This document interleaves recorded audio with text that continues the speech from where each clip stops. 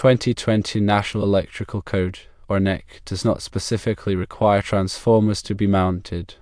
However, the code does mandate that they be supported and located in an accessible location for maintenance and troubleshooting. A valid argument is that non-plug-in transformers can be wire-knitted and secured within the junction box, adequately supporting the transformer while maintaining accessibility.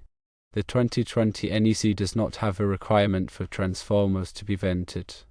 What the code does require is that the transformers operate within their specified temperature ratings.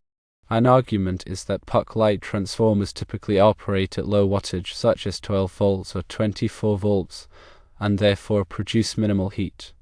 The junction box itself then provides sufficient ventilation to dissipate any heat that is generated by the transformer.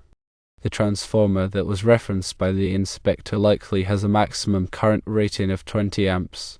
This 20 amp rating signifies that the transformer can only safely power a certain number of puck lights without exceeding its capacity. It must be explained that the circuit has been designed to comply with the transformer's limitations. As an example, if each puck light draws 0.5 amps, a 20 amp transformer can safely power up to 40 puck lights.